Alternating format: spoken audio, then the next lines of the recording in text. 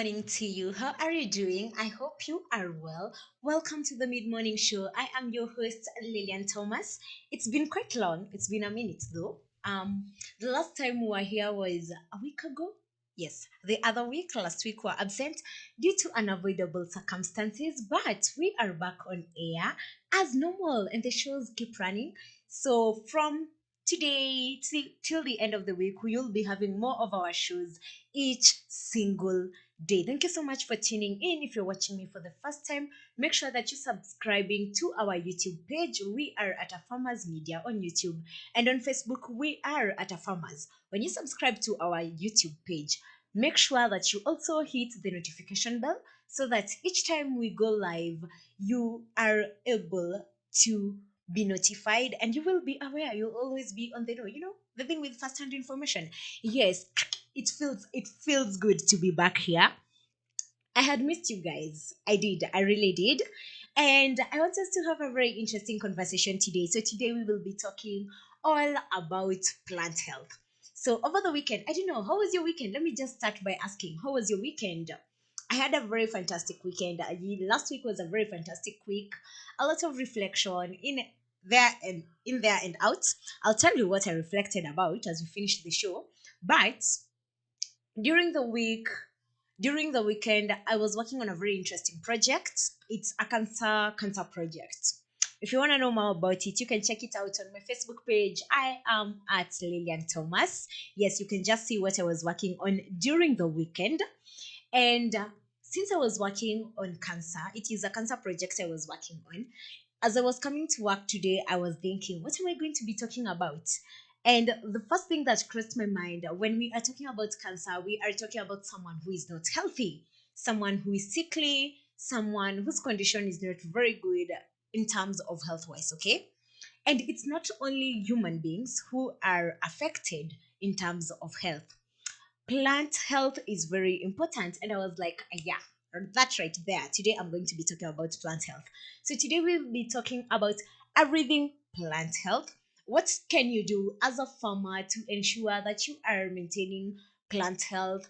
As people in the government, as stakeholders in the agriculture industry, what can we do to ensure that plant health is being maintained? That is what we will be discussing about, but you can keep sending me your comments, your feedback. Tell me where you're watching the show from. On Facebook, we are at a farmers. Write your comments on my comment section, and I'll be looking at them on the second part of the show. And you can as well tell me, what do you think about our topic today? Today, we are talking about plant health. What do you think about our topic today? Give me your feedback on our Facebook page. We are at a farmers. So I was thinking of something again on reflection to some announcements we had last week from the Ministry of Agriculture. They were encouraging more women and more youth to actually produce more broccolis and bananas to be exported. And one thing that they mentioned was about the phytosanitary conditions. That's all you need. You don't need any other health regulations for your crop to be exported. And you see, it's a whole thing that we have every time you are producing crops. It's one thing you should be putting into factor. But then again, let's start here. What do we mean by saying a plant is healthy? What do you mean by saying a plant is healthy? As a human being, I, I am healthy if every part of my body is functioning properly, right? I have no problem functioning during the day, during the night. I am functioning properly. Every part of my body, my hands, my head, everything is functioning properly. Okay, means I am healthy. Another definition of being healthy, I can say I am free from diseases, right? I don't have any disease in my body. That can also mean I am healthy. Now, that is from a human perspective, okay? When we are talking about humans. When we are talking about plants, what do we mean by saying that a plant is healthy? We can also take the same definition that we used in humans to come back and define again a healthy plant. A healthy plant is free from diseases. Remember, we always find diseases in our crops once they have mostly once they have been infested by pests. So, a healthy plant is free from pests and diseases. Okay, a healthy plant is able to grow and produce in its environmental conditions very okay, very properly, right? In the conditions that they have been put in, they are able to grow and produce very well. A healthy plant also is able to perform all its physiological functions. You see, like when you're talking about photosynthesis, it can be able to do all that without struggling. That is a healthy plant. So, in terms of the field, when your plant is in the field, we are talking about very healthy conditions in that it can be able to perform its functions very okay. When we are talking in terms of after you've removed your plant from the field, you've harvested your plant and it is ready for consumption. A healthy plant is considered to be free from pests and diseases. But again, free from pests and diseases also applies when your plant is in the field. So I want to give you very random facts. Actually, let me start by this. Last year was the International Year of Plant Health. So the Food Agricultural Organization made last year the International Year of Plant Health, 2020. This year, it is the International Year of Fruits and Vegetables. Yes. This year, we are more into fruits and vegetables specifically. So, last year was the International Year of Plant Health. And Food Agricultural Organization was actually pushing for most of the things that we can do in order to ensure that our plants are healthy from the fields in consumption. And it was looking at what can everyone do from the farmer. You as a person who is not even doing farming, how can you be a champion? How can you be a plant health champion? The stakeholders, what can the government come in and do? What can people in the private sector come in and do to ensure that we are having healthy plants, to ensure that we are having plant health maintained? So that was the last year we were having the International Year of Plant Health. Now to another random fact.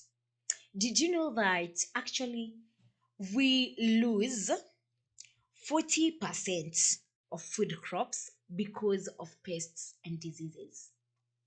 We lose 40% of food crops because of pests and diseases. This is in regard to plant health. Remember, I've said 40% is lost. So we are calculating. So if we have 100% and we lose 40%, we are remaining with 60%. This 60%, remember, the world right now, the population is at 7 billion, okay? By 2050, we will be at 9 billion. Sawa. If we have 7 billion right now, and we still have cases of hunger and starvation in the world, such that we have approximately 800,000 people sleeping hungry each day. That is a lot. That is almost 800,000 is almost a million people sleeping hungry each day. Yet we are losing 40% of the food that we have to pests and diseases. And when you calculate it in terms of monetary value, we lose approximately 200 billion US dollars, which is a lot, especially for our economy. The economic times are hard. And when you think that we are losing 200 billion is a lot to be lost, especially with these tough economic times. And considering agriculture holds a major part of the world's economy, and we are losing 200 billion from the agriculture sector, that is a very big loss. Now, another plant fact. Most of the things we consume are actually plant-based diet. I know you don't think it's possible because most of you are always consuming meat, chicken, pork. What else do people consume? People consume funny things. I know of certain cultures that consume some things that we in the African culture wouldn't ever consider as food, but it's okay. But whatever we consume, 80% of everything we consume is plant based. 80% of whatever we consume is plant based. And these same plants provide 98% of the oxygen that we breathe. Yes, hello. And you thought plants were useless. If we don't have plants today, we don't have oxygen, we are going to suffocate to death. We will not be alive. So that's the importance of plants. They give us food, they give us oxygen. Now, do you understand why plant health is very important? Because it's a major part of the human essence. Without plants, our existence is being deemed almost zero. Yes, almost zero. Because if we don't have plants, we don't have oxygen, we don't get to live, right? We don't have plants, we don't have food. Starvation, right? Because we are consuming 80% of the food that we have. Another fact that we need to be aware of is that I think I've mentioned this even as we were starting. Right now, the world population is at 7 billion. By 2050, the world population will be at 9 billion. And by the time we're getting to 2050, a lot has to be done if we are to be able to sustain the people that we have in the world, especially in terms of food. So, in terms of food security, a lot of things have to be done. And a lot of things that have to be done, it means we need to increase our production levels to by around 60%. So, whatever we are producing right now, we need to increase it by 60% between now and 2050. We are in 2021. So we have like 29. Yes, my maths is good. We have like 29 years. In these 29 years, we are supposed to have achieved producing more than 60% of what we are producing in able to be able to feed the population that we will be having at that time. And when we were talking about pests and diseases, there is a thing. You remember was it from last year? Actually, it's from 2019 when we've been having locust invasion in most of the countries. By the way, in Kenya, we had a locust invasion last year. It was last year. Like you just sleep today and then you wake up tomorrow. Whoa, a swarm of locusts is in the country and it is feeding on anything and everything. Let me tell you, these things, they are not big. They are not big. Okay, compared to a grasshopper, they are big, okay? But they are very tiny objects. If we are to compare them to any other living organisms that we know, they are tiny objects. But these people things can consume a lot of food.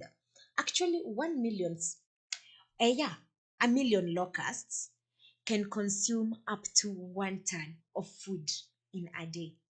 1 ton, 1 ton is the same as 1,000 kgs. Yes, 1 ton is the same as 1,000 kgs. So if you have a million locusts in your country and they decide to invade the farms that you have, trust me, that very country can go into pap just immediate food insecurity. It's a food insecurity crisis that you can't handle because these things consume a lot. If you have a million locusts consuming 1,000 kgs in a day, and you are told the largest swarms can consume over 100,000 tons each day. These 100,000 tons can actually feed 10,000 of people for like a whole year. And you have an invasion of locusts, and they come and they just feed on everything, and then we don't have food to feed the country. So that is in relation to pests and diseases. Remember, we've said a healthy plant is free from pests and diseases. But those are just random facts that I thought maybe you should know, even as we get into this discussion about plant health. Remember, we rely on plants because when we're talking about plants, we are talking about everything plants. That includes even our forestry. And all this is in maintenance of the environment at large. But also remember, most of our food supply we get is from the plants because we've said we consume 80%. Yes, 80% of what we consume is food. So when we are talking about plant health, we can look at it from two terms, two angles. From actually when we're looking at the things that can actually influence or affect the plant health.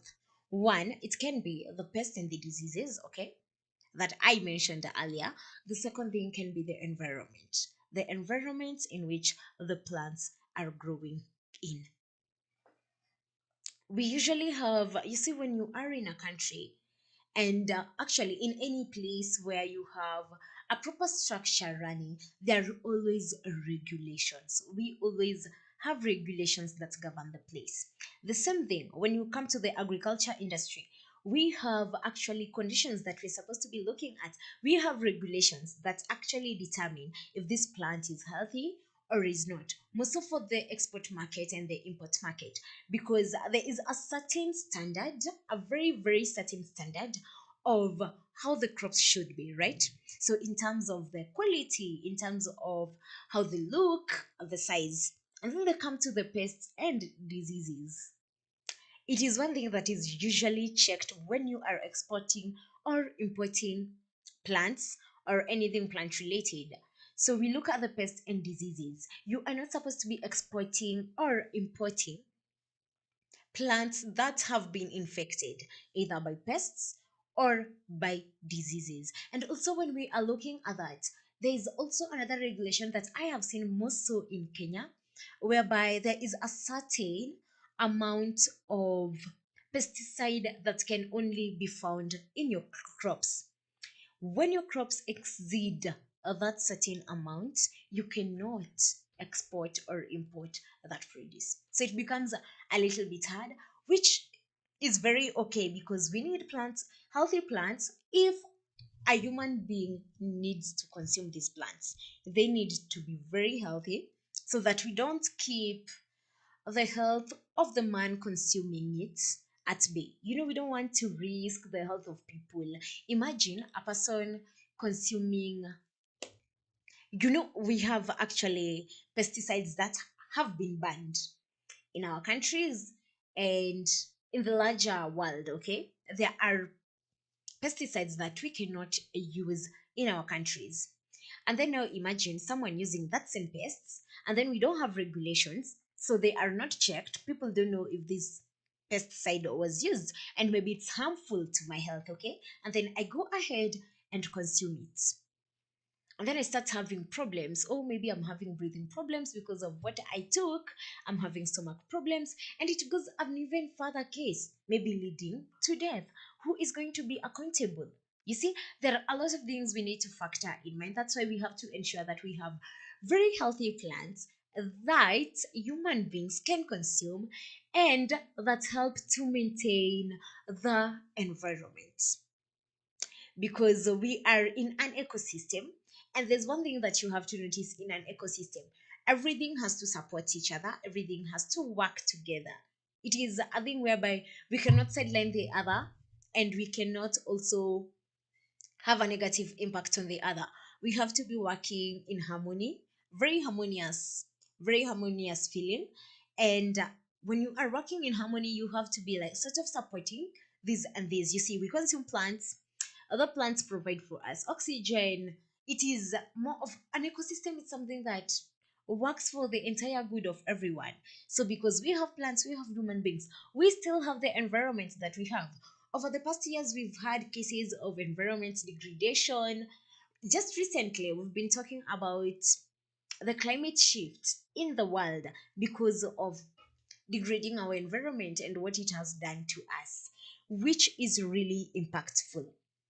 What is the essence of having healthy plants? What is the essence of having healthy plants?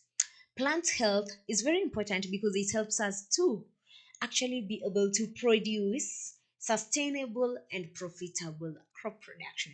Sustainable and profitable crop production. Remember the show we did on crop production? I did it when I was still doing the breakfast show, right? Yeah, I think I did it while I was still doing the breakfast show. So we did an entire show on crop production. Crop production, because by the time we are getting to harvesting and we are actually consuming, whatever we are consuming, it has to ensure that the crop is healthy from the field.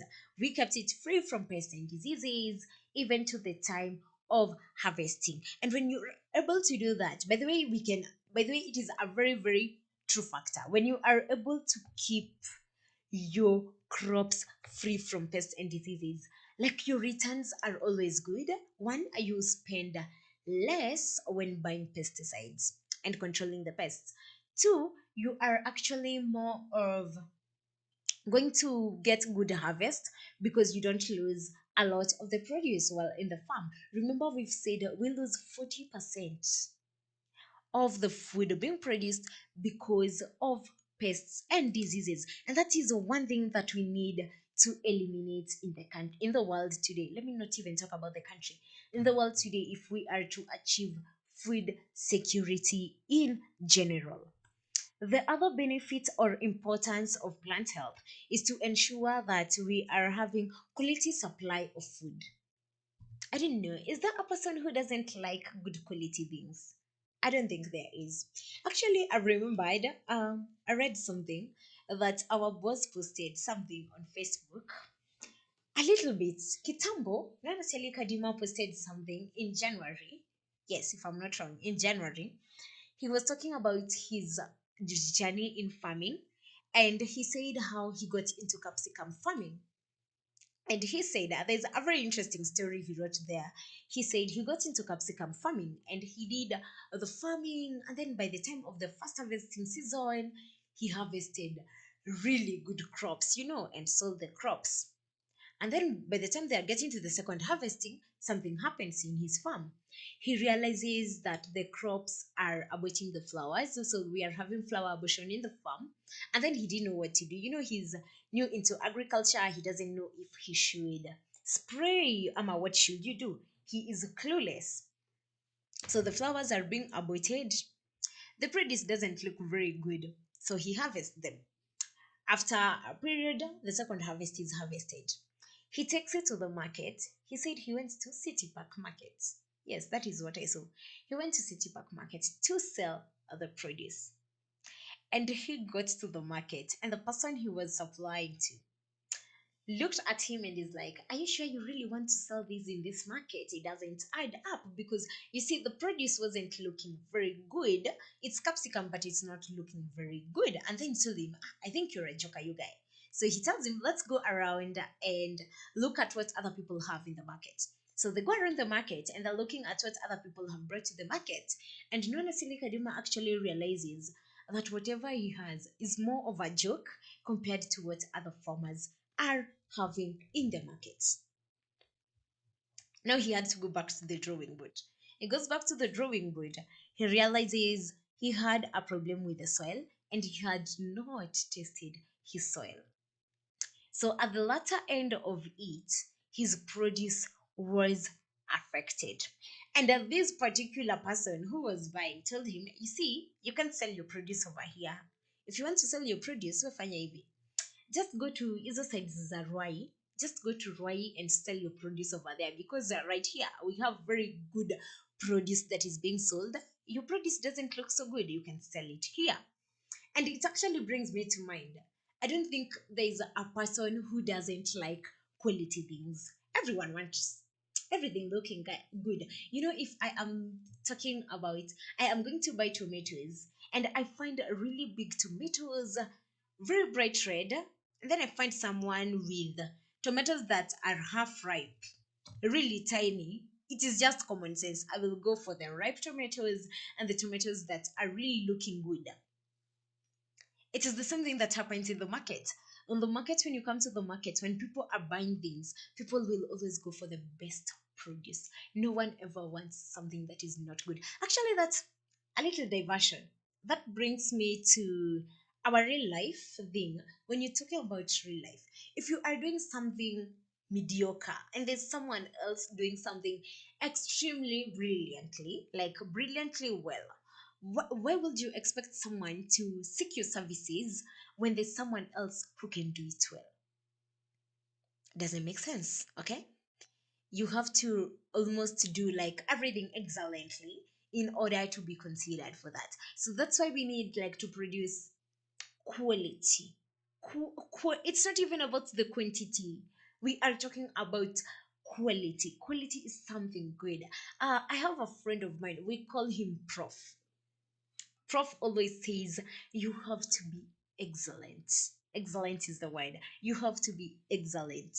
like something very quality. I don't want very large numbers. You just need the excellence in it, like very good quality. Yes. So plant health helps us to ensure that we are having quality supply of food. We can just supply food, right?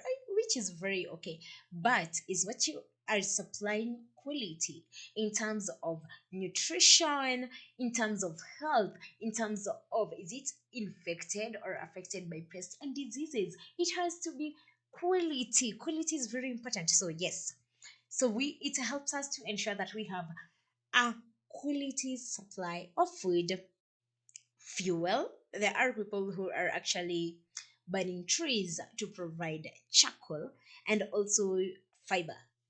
So that is it about the introduction part of plant health. So I want us to go on a break, but when we come back, we will be looking at what can we do if we are in the agriculture industry. So as a farmer, as a stakeholder, person in the private sector, and a person in the government, what can we do to ensure that we are having plant health maintained within the agriculture industry? And then in the last part of the show, we will be looking at the sustainable approaches to ensuring plant health. And that's why we will be wrapping up the show at the end of it. But when we come back after the break, I'll be looking at your feedback. If you've sent me feedback, whatever you think about the show, tell me where you're watching the show from. And also, we will be looking at Kama Kawaida, anti-positive vibes. We have the quote of the day coming in the second part of the show. So keep sending me your feedback. On Facebook, we are at a farmers.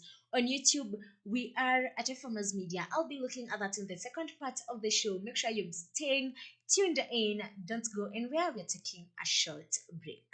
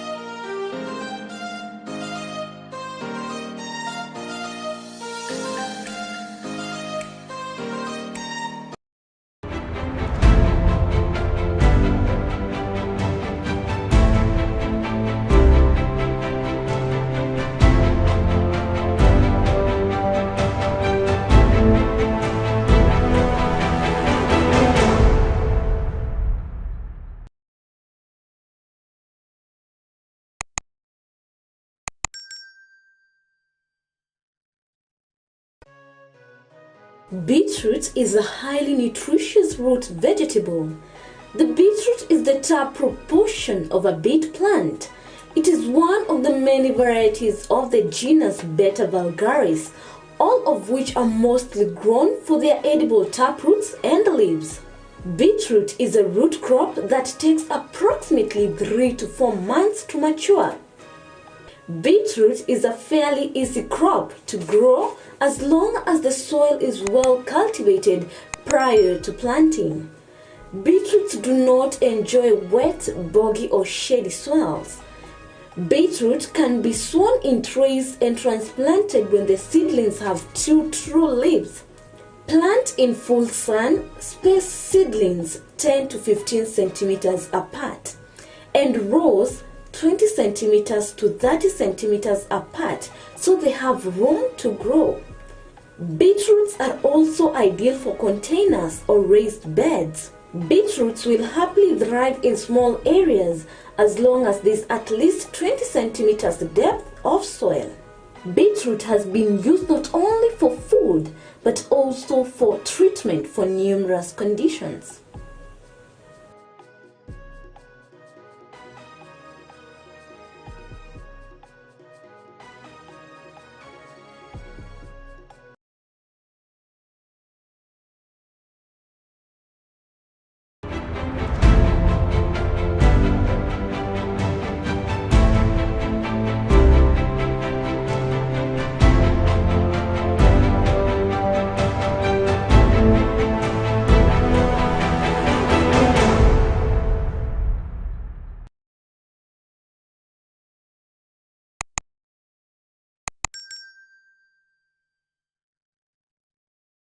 Agriculture is the art and science of cultivating the soil, growing crops, and raising livestock. Agriculture provides most of the world's food and fabrics. It is not only a source of food and income, but also creates employment opportunities for many people in the world. Over 1 billion people worldwide work in agriculture, generating 2.4 trillion for the global economy. The global impact of farming on the environment is revealed that 40% of the Earth's land is now given over to agriculture. Agricultural development is one of the most powerful tools to end extreme poverty, boost shared prosperity, and feed a projected 9.7 billion people by 2050. And we, the Our Farmers Media, roll the carpet for you as we welcome you to our thrilling farm visits to different farmers that educate and inspire you in different sectors in agriculture. Catch us also on our shows on all our social media platforms as we bring you educative and informative information that will help you learn and guide you on your agriculture journey to success. Our farmers attain knowledge and grow profits.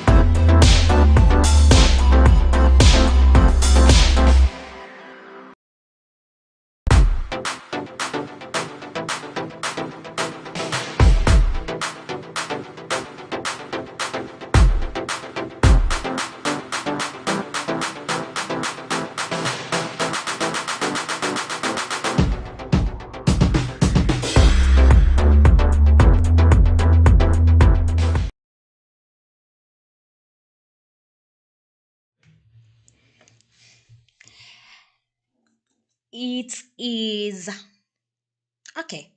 It is 6 minutes to 12:30, so it's 12:24 p.m. on May 24th. Welcome back to the Mid Morning Show. I am your host, Lillian Thomas, and today we've been talking about everything about plant health. That's our discussion today. And something that I was looking at before we went on the break, I introduced to you what the plant health is, and I told you some of the few random facts that we have about plants and everything considering plant health. And one thing that really crossed my mind from what I said is that we actually lose 40% of the food that we produce because of pests and diseases. And we said when we are talking about the plant health, we are looking at it from the time it is in the farm to the time after harvesting. How do we maintain the plant health in terms of how do you ensure that your plant is healthy? That is what we are going to be looking at right now. I'll be telling you what you actually need to be doing, maybe as a farmer, as a person, a stakeholder, maybe in the government or in the private sector. What can we do in order to ensure that we are maintaining the plant health? But before that, I'll be looking at the comments that you guys have left on my page on Facebook. We are at a farmers on YouTube. We are at a farmers media. So I have Collins Kulei. Collins Kulei says he is watching us from Kitale. Thank you so much, Collins, for tuning in the show. I am glad that you joined us. It's been a while. It's been a while since I saw your comments on our shows, but I am glad that you actually tuned in. And for everyone else who is watching us, shout out to you, man. We wouldn't be here if you guys don't tune in to watch the show.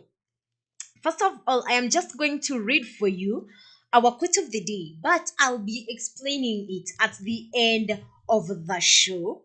But I'll just read it right now. You can be thinking about it, but we are going to be explaining it at the end of the show.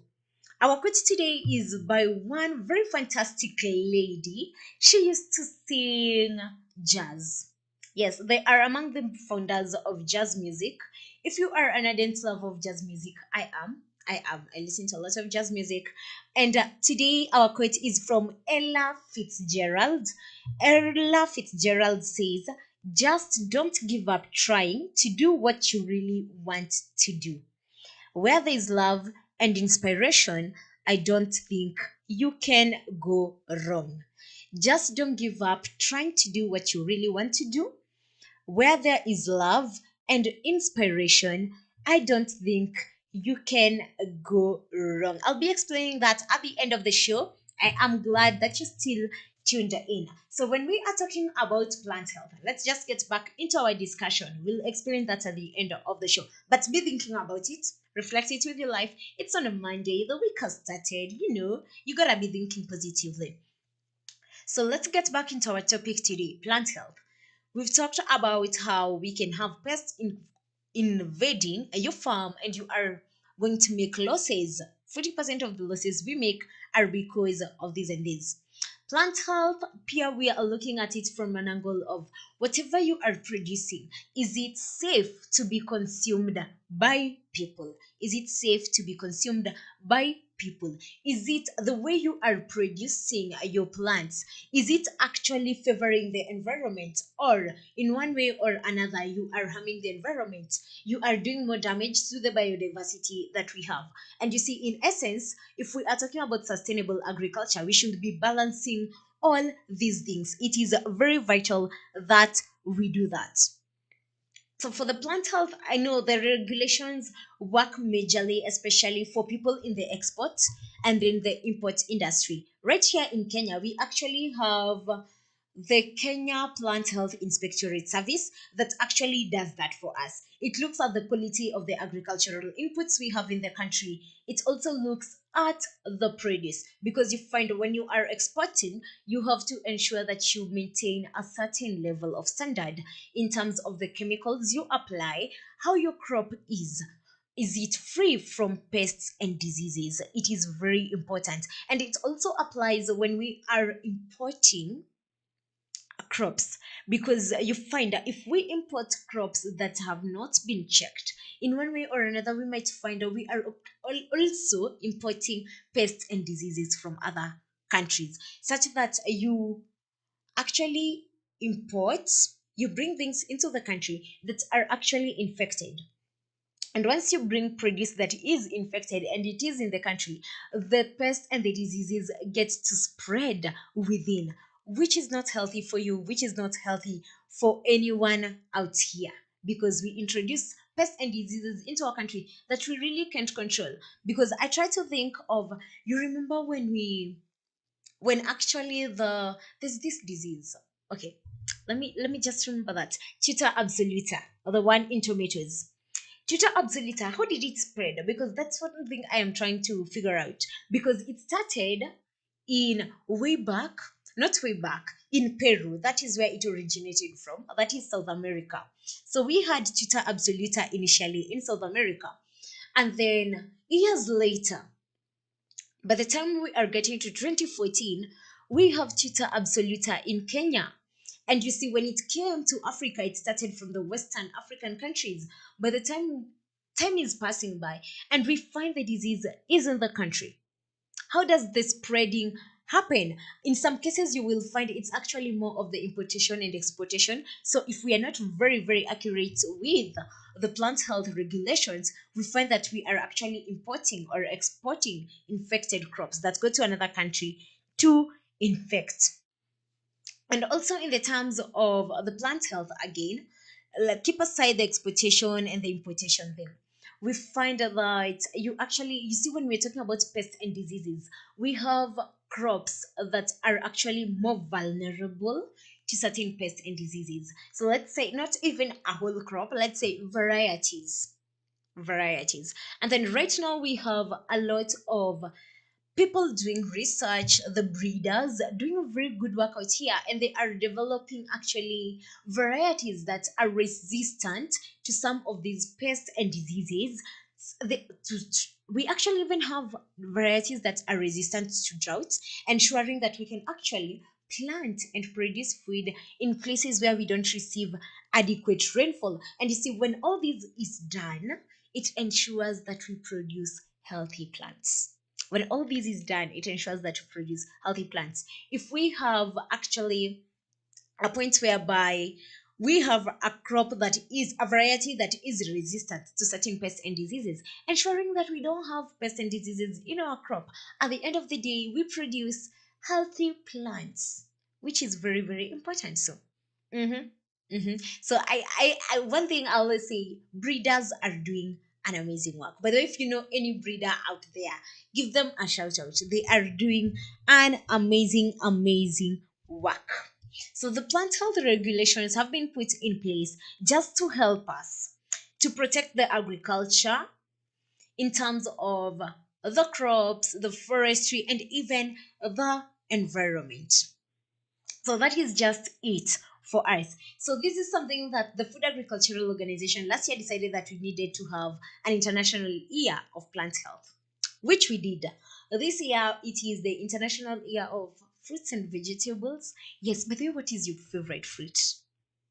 My favorite fruit is a banana. Yes, I am kissy like that. I am kissy like that. Kissy fully, fully. My favorite fruit is a banana, followed by a watermelon. I really love watermelons.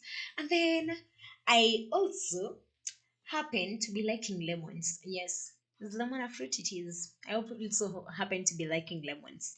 Yes, but I am not a bitter person. I am not a sour person. I just love lemons, just like that. But anyway, talking of, now that the food agricultural organization puts these in place for us, you as a person, maybe a farmer, as a farmer, what can you do to ensure that you are maintaining plant health? As I always say, rule number one, make sure you are using clean, clean, clean, certified disease free seeds. Kama kawaida, you have to use a clean, certified disease free seeds, because we don't want this case of you are using diseased seeds to plant, and then when your crop emerges, it already emerges when it is unhealthy in terms of the pests and the diseases. You have to ensure that you are using clean, disease free seeds. The second thing, already you've used the clean disease free seeds. When you plant and all the farming activities, by the way, today is on a Monday. On Monday, we usually do farm plan Monday. But when you are doing farm plan Monday, what are some of the activities you do in your farm? So you will plant, you will weed. There is something that I always tell people, it's very important for you: pest scouting. Pest scouting. Regularly check and monitor your crops in the field to ensure that you are able to identify pests and diseases when they get into your farm.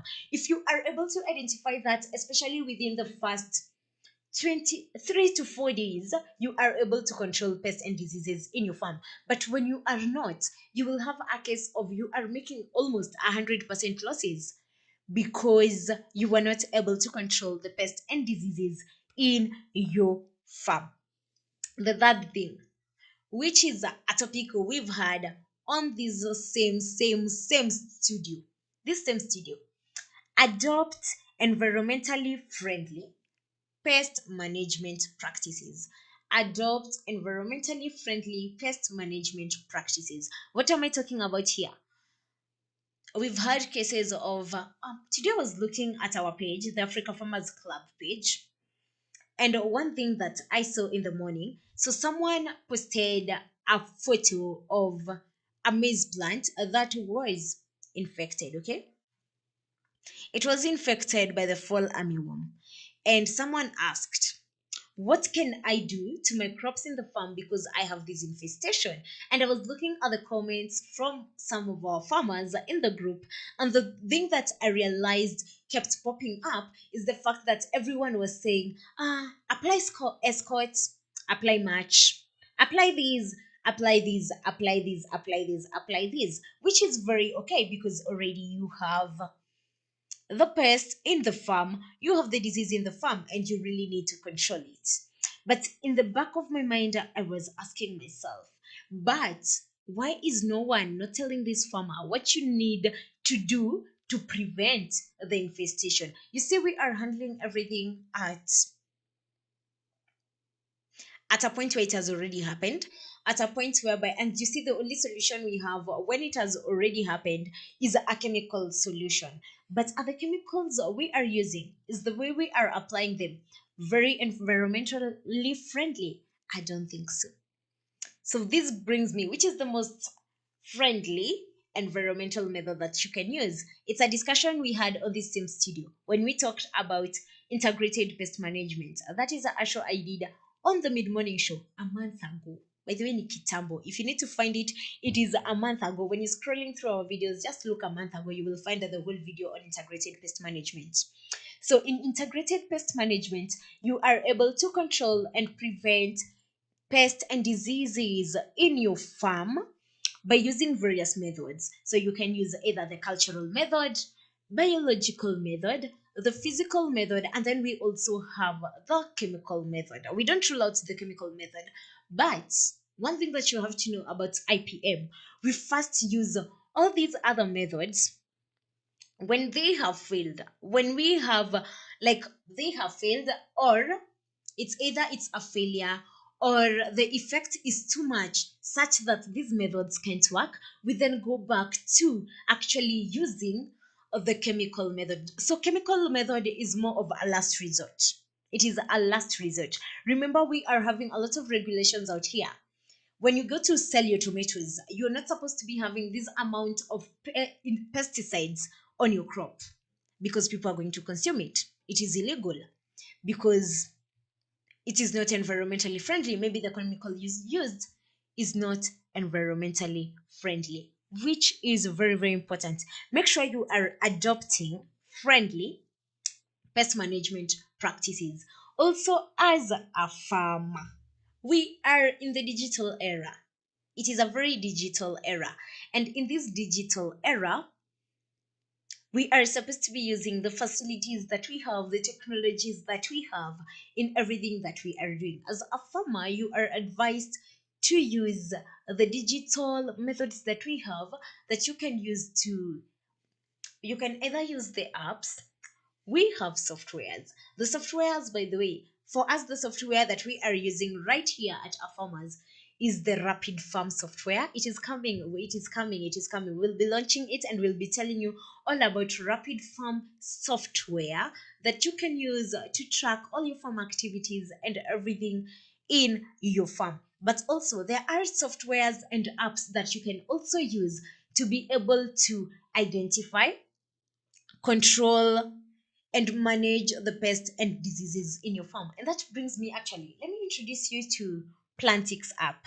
So if you don't know the Plantix app is an app that you can download either from Google Play Store and install it in your phone. As long as you have data in your phone, it works. So you log in into your app and you walk in into your farm and you find a certain pest, you identify a certain pest or disease that you're not aware of in your crops. Log in into your app, take a photo of the crop, a particular crop, using the app. The app will actually scan the disease for you or the pest for you, and then it will give you results. It will tell you what the pest is, how you can control it, what other crops it affects, like the measurement precautions. It will give you all that. Do you know how wonderful the Plantix app? It is a hack. It is a hack for you who is listening to me, especially if you cannot be able to identify the pests and diseases affecting your crops. That is a good hack for you. Also, because I know not everyone listening to me could be a farmer, but as a person maybe in a stakeholder, the government, what can the government do? The government really needs to upscale the regulations it puts in place, especially if we need to actually eliminate this whole process of us importing pests and diseases from other countries. Upscale the regulations, enforce them, make sure that they are being actually put into place. Everyone is maintaining these regulations put in place. The other thing that the government can do, invest more in research, especially concerning the plant health. We have a lot of researchers doing a lot of things. By the way, the agriculture field is wide. The agriculture field is wide. Personally, I am in horticulture in the agriculture field. So I have a degree in horticulture, but the agriculture field is wide. We've talked about breeders who are doing the breeding for us and coming for with up with all these very interesting good varieties that we can use that are drought resistant, drought tolerant, and that are able to resist some of the pests and diseases. We can also invest into more research into plant health, because we have a lot of things that we can do in the agriculture industry. If you really need to support the agriculture industry, you can get in and do research on plant health. Another thing that maybe I should say, it is the government ensuring that the phytosanitary regulations put in place are maintained. They are maintained, and everything is done according to the standard that we are given. You know, there's one thing I really like, especially for the export market and the import market. The regulations are very tight. You know, when we are exporting roses and maybe our roses don't meet the standard, they get to, like, they get to the airport and they are rejected. You know, they can't get into the country, we don't need them, basically as that, and they are disposed. But how effective is that in Kenya? Because we've had a lot of cases in Kenya that maybe something not good was imported and people were given and it was consumed, or something that was infested came into the country and it has been in the country, and so at the end of the period we have a lot of pests and diseases affecting our countries, which is really really not conducive. So we are going to be taking a short break, but when we come back, we are going to be looking at the approaches, the sustainable approaches that we can use to ensure that we are ensuring plant health. I'm glad that you've joined me for the show. So don't go away because we'll be coming back for the last bit of the show. And remember, I'll be explaining my quote of the day for you, and I'll be telling you. Last week we were absent from the studio, a whole week, right? I'll be telling you about the reflections I had and what I think about this thing called life. This thing called life is hectic. I'll be telling you what I think about it, but also keep sending me your feedback. On Facebook, we are at a farmers.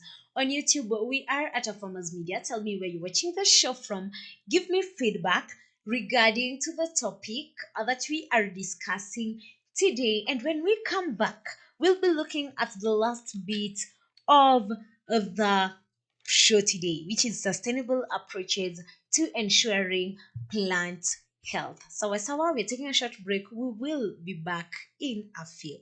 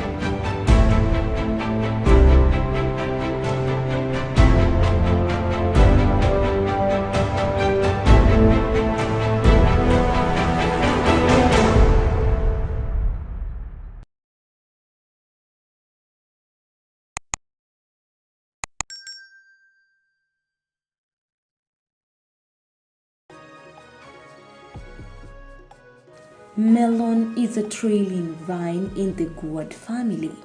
The word melon can refer to either the plant or specifically to the fruit. Watermelon is a type of melon that is sweet and refreshing fruit. Watermelons can either be grown on home gardens for small-scale farmers or large-scale depending on the market demand. You can either transplant or plant watermelon seeds directly. For best performance, plant watermelons in hot, sunny locations with loose, fertile, well-drained soil that is rich in organic matter. It is best to plant watermelons on raised rows and ensure that the soil pH is between 6.0 to 6.8. On average, it takes around 3 months for a watermelon to grow from seed to mature fruit, with smaller varieties having shorter growing times than larger varieties of watermelon. Watermelon growing, if done rationally and on a scalable basis, can be a good source of income.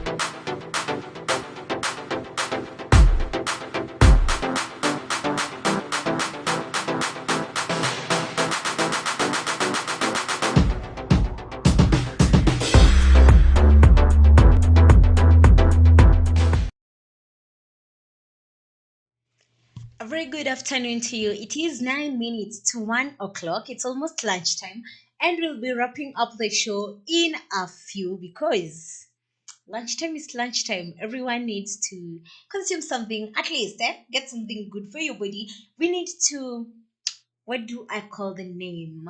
Nourish our bodies. Depending on whatever you'll be having for lunch, I hope you'll be having lunch. You're not starving yourself.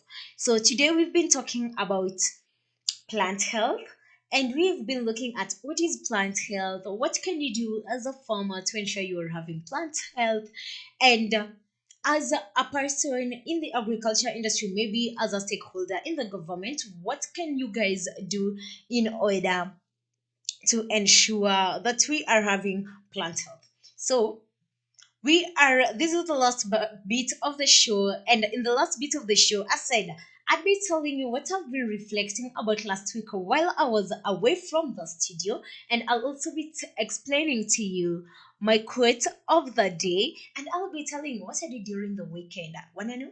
Yeah, make sure you're staying tuned in till the end of the show as well. I'll be giving you the COVID updates. Kama kawaida, we need to know what is going around. Thank you so much, guys, for tuning in for the show. I am glad that you guys actually always tune in. Let me tell you, by the way, we honestly don't take it for granted.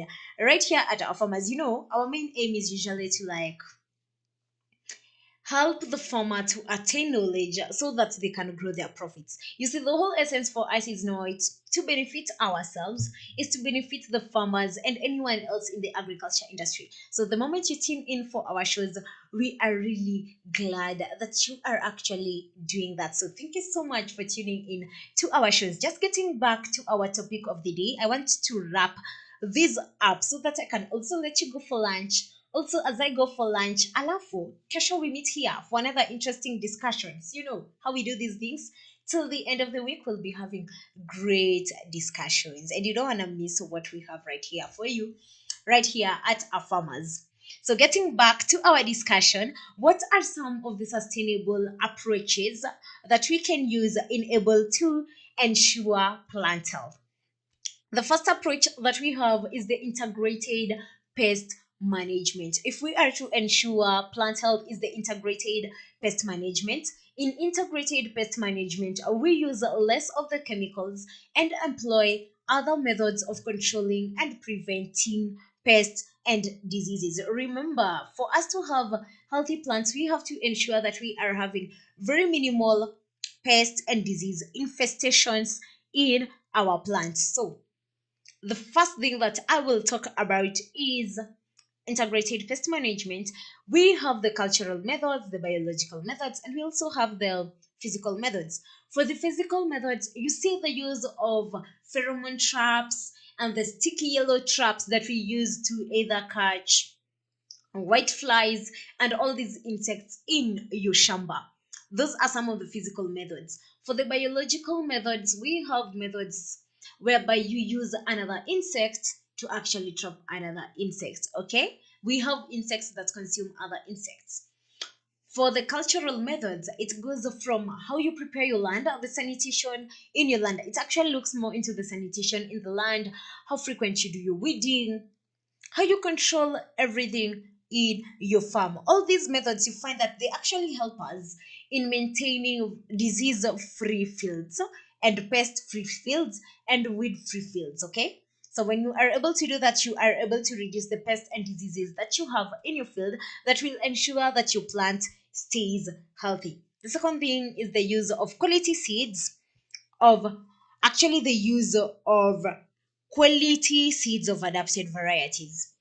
We have varieties that we can grow in dry areas, okay, and they can be able to grow and produce very well, especially in those conditions, and they are not able to be infested by pests and diseases in those conditions. We have other varieties that do well in places that are receiving high rainfall. Hey, what? It is on Monday. All right. We have varieties that do very well in places that receive high rainfall. So you have to be very sure of the varieties that you are using in your farm.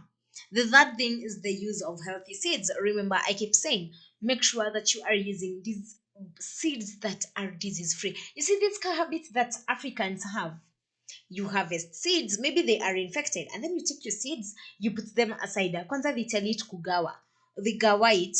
When you are going for the next plant season, they take those same seeds and use them to plant, not knowing they may be infested with pests and diseases, and you're taking them back to the farm. Using very clean seeds, healthy seeds, make sure you are actually buying your seeds from an agrovet. Buy your seeds from an agrovet, certified seeds from an agrovet to be used for planting. The third thing, ensure you are maintaining the agricultural biodiversity. It is very important that you do, because we say that it's the environment. We need to maintain everything. The ecosystem has to work in harmony. You have to maintain the biodiversity in the soil, in the water, in the land, in terms of the plants, in terms of even the insects that we have. So that is it about the plant health. That is it about plant health and how we need to be having disease free plants that are to be consumed by people, because we don't want.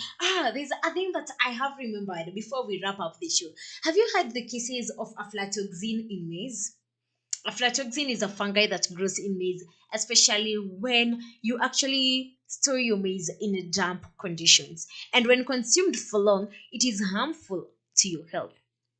But how many times have we recorded cases of people actually consuming maize that has aflatoxin? Several times. Why? Why are the regulations not being enforced? Either the regulations are not being enforced, the farmer himself is not actually doing much, is not putting effort to ensure that they are producing healthy crops, okay?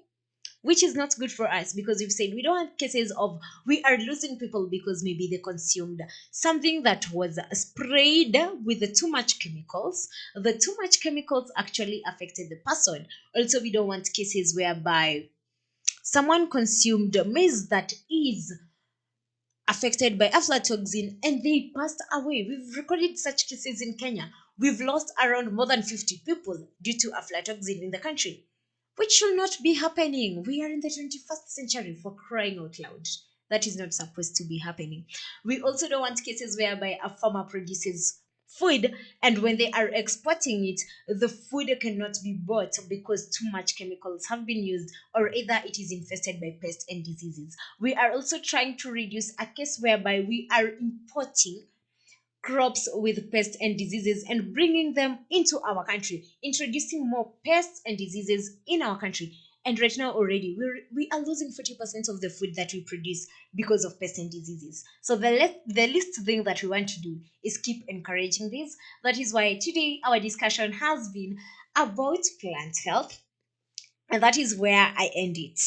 And that is where it ends. If you have any further insights, any further information, any feedback you'd like to let us know, so you just leave them there on my Facebook page. After the show, I'll go through them, I'll answer you back, and you can as well tell me what do you want to be listening to? What do you want me to talk about? Do you have a topic of interest that you'd want to be covered? We have experts around, so you'll be sure that it will be covered well. You will have good information, very reliable information. But as we even wrap up the show, can I just do the COVID updates for you? And then I'll be telling you the meaning of the quote of the day. Okay? So that's where we'll be ending it.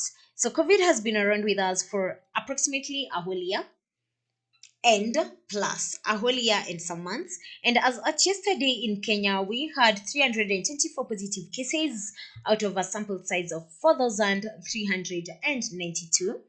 The positivity rate is at 7.4%, the recoveries are 85, and the deaths are 10. So the positivity rate is quite high. And remember, we have not attained the standard that we really want in order for us to keep working without our masks. So ensure as you are going to public places, ensure that you are putting on your mask. Your mask should cover your nose and mouth. Wash your hands regularly. If you can, sanitize as regularly as you can. And the most important of them all, keep social distance whenever you are in public places. Keep social distance whenever you are in public places. So my director tells me to repeat the COVID updates for you. I'm going to do that. So yes, as I yesterday in Kenya, we had 324 positive cases out of a sample size of 4,392. The positivity rate is at 7.4%. The recoveries are at 85, and the deaths we had as at yesterday were 10. We need to still be doing more to ensure that we flatten this curve and everything goes back to being normal. So, yes, I repeat again, the positive cases were 324 out of up sample size of 4,392. The positivity rate was at 7.4%, and the recoveries were 85 and the deaths were 10. So that is where we wrap up considering the COVID updates. So back to something I said I'd say to you. Our quote today actually says, where is my quote? Yes, Sarah is putting up the quote. The quote today is by some wonderful, awesome lady who does amazing music. If you are interested in really good music, jazz should be a genre you should consider listening to. So we have a lady, one of the founders of jazz music, Ella Fitzgerald. And Ella Fitzgerald says, just don't give up trying to do what you really want to do. Where there is love and inspiration, I don't think you can go wrong. Just don't give up trying to do what you really want to do. Where there is love and inspiration, I don't think you can go wrong. How many times have you sat down and decided you are like, I want to get into this, I want to do this, okay? I want to try out this, I want to try out this. And then you try it out. maybe in one or two things they don't go right, and you think you are not achieving what you wanted to achieve, and then you decide, because this thing is not working out, so me, I'm going to quit on it and decide to do something else. Okay, brings me back to another thing. What was the essence? What actually drove you into doing that particular thing that you got into? What drove you into that particular thing that you got into? There is one thing: when you have passion for something, when you have passion, sometimes I can find myself somewhere and I have to do something, and I'll just be doing it because I need to do it. If given an opportunity to stop doing it, I will stop doing it, okay? Because it's not something I'm passionate about, or it's not something I'm really interested in. But there's something: when you are passionate about something, no matter the setbacks you get, you will always push and push and push and keep doing it without giving up. It is very automatic. And whenever you have something driving you, there's a force driving you, so which we call in layman's language, it's not actually layman's language, but which we call inspiration. You have something pushing you, you never stop what you are doing. And once you have passion and inspiration, trust me, the effort always pay back. Whatever you do always amounts into something, as it should. Nothing will ever go wrong when you do. We have a person who we really work with in some really good stuff. We call him Prof. Prof always tells us, you see, the way we are talking about inspiration, for him, he says, all you need is a dream. All you need is a dream. Once you have a dream, you will get a team, you will get the energy, you will get the resources, you will get everything you need to achieve this dream. So all you need for you to be able to do anything is inspiration and passion. By the way, if you don't have passion for something, just don't do it. I keep saying over and over again right here, don't do something mediocre just because you need to be doing it. You don't have that leeway. No, no one wants any mediocre stuff. We don't. We actually don't. So you can keep it. You can keep it. We don't need any mediocre stuff right here. So if you're doing anything mediocre, stop it. Find the passion, find the love of what you need to be doing, find an inspiration, do something brilliantly, excellently is the word. Do something excellently, 100%. Give it your all. So last week we were away from studio. The whole week I wasn't at work, and I was having a little bit of a reflective moment. And one of the things that came about in my reflection moment, I was asking myself, if I am to die today, what will I be remembered for? What will I be remembered for? What will I be remembered for if I die today? Will I be remembered for being that, you see, that girl who didn't relate well with other people? Or that girl who always brought light into other people? That girl who walked into a room and the room brightened up? That girl who, the moment she talked to you, she always left you with something, always improved you, left you with something better. Or the moment she talked to you, she actually turned off your mood and shut you down. I was like, what will I be remembered for? What will I be remembered for as the contribution that I made to this world? What will be my legacy? What kind of attributes will I be remembered for? Will I be remembered for being kind? Will I be remembered for being polite? Will I be remembered for being helpful? Will I be remembered for impacting lives? Or rather, people will be like, Aki, it is better that we don't even have her around. She was such an headache. Like, what would you like to be remembered for? It's something I was thinking about last week. And for me, I think one thing I would like to be really remembered for, I really have a passion for things related to social work.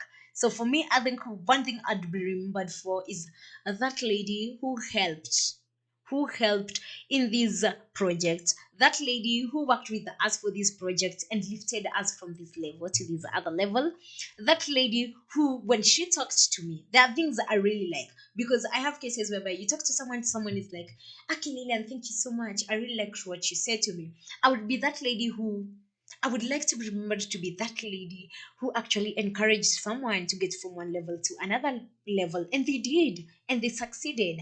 I'd be remembered for that person who always brightened up the room every time I walked into a room. And also, another thing I really reflected about, wherever you are, in any space that you are, is your presence ever felt? Is your presence ever felt? Are you being there and you not being there doesn't really make a difference? Is your presence ever felt wherever you are? That is one thing you really have to deal about. One thing about me, once I walk into a place, you will either, for some reason, way back in my younger years, I was be that girl, that silent girl, who call you ma? You don't want to be noticed, you don't want to be heard, you don't want to be. But right now, I'm in a space whereby I get into a space and I'll be like, I'd really like you to know my thoughts.